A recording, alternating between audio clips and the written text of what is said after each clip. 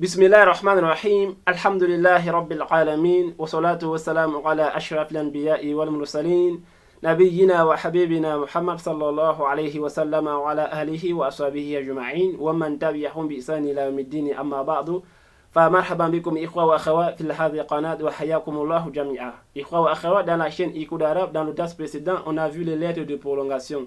Dans le cours précédent, on a vu les huruf al-maddi, les lettres de prolongation. On avait en cité 3, tels que alif al-maddi, wa waw al-maddi, wa ya al-maddi. Donc, la alif al-maddi est alif de prolongation, waw al-maddi, waw de prolongation, et ya al-maddi, ya de la prolongation. Inch'Allah ta'ala, dans ce cours, nous allons continuer avec pour titre Ashaddatu wal maddatu. Ashaddatu wal maddatu. On traduit la langue française par la shadda et la madda. La shadda et la madda. Ashaddatu wal maddatu. Vous avez en bas l'insigne la shadda. Al-Mu'arif, il a donc mentionné la shadda au-dessus de cette ligne. Cela signifie donc que la shadda sera toujours au-dessus d'une lettre. Donc on va toujours mentionner la shadda. فوق الحروف أو فوق حرف. On va jamais l'écrire en dessous d'une lettre. طيب. قال وكتب تدل شدة على أن الحرف حرفان. قال مؤلف تدل شدة, la shadda indique على أن الحرف حرفان, que la lettre est doublée. Vous voyez, il a écrit ici, essayé de traduire en langue française en disant la shadda indique que la lettre est doublée. Vous voyez, تدل شدة, la shadda indique ala anna al-harfa, que la lettre harfani, la lettre et les deux. Taïb. Myth. Exemple. Vous avez dans l'exemple d'un qaddama. Vous avez l'exemple d'un qaddama. Vous voyez, j'ai donc insisté dans, au niveau de la dalle. C'est là pour vous faire comprendre que la dalle porte ici à shadda. Et vu que la dalle porte à shadda, il faut donc insister sur celle-ci pour avoir ce qu'on cherche au final. Qaddama.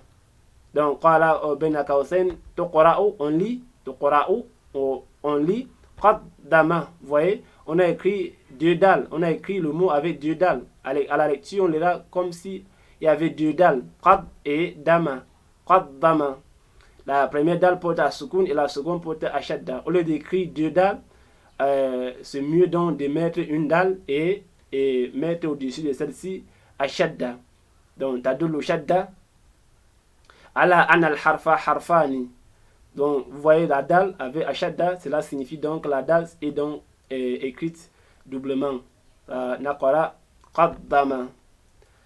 En bas, al-alif nous dit amthilatun, c'est-à-dire exemple. Donc c'est comme un exercice. Vous allez donner trois mots qui comportent ashadda. Trois mots qui comportent ashadda. Vous allez donc mettre le premier mot là, le second mot là et le dernier mot là. Trois mots faqat. Trois mots qui ont dans leur construction ashadda. طيب.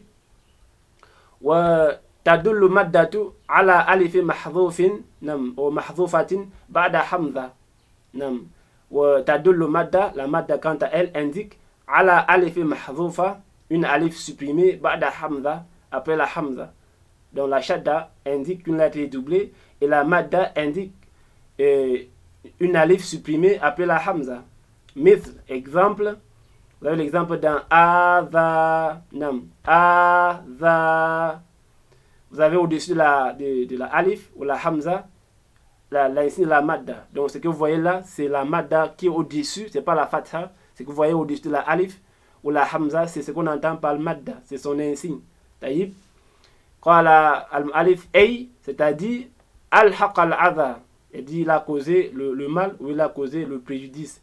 Fa'aslu, adha, c'est-à-dire à la base, à la racine, c'est adha. Donc c'est adha avec deux hamza.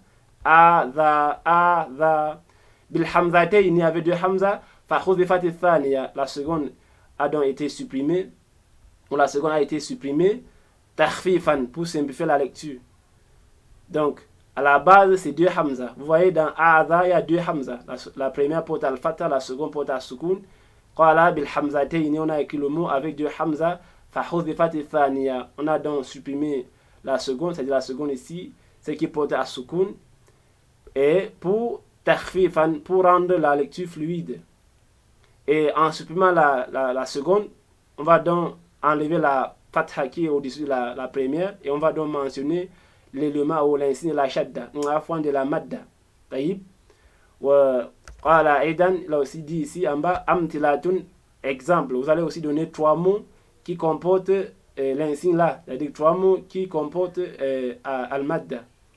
Vous allez mettre le premier là, le second là et le dernier mot là. 3 mots et c'est tout. 3 mots faqat. On reprend avec donc la définition du mot alif. قال والمادة وتدل المادة على ألف محذوفة بعد حمزة إلى شد. La madda indique une alif supprimée après la hamza. Vous avez l'exemple dans adha et الحق الأذى فأصل أذى بالحمزتين فحذفت الثانية تخفيفا. طيب.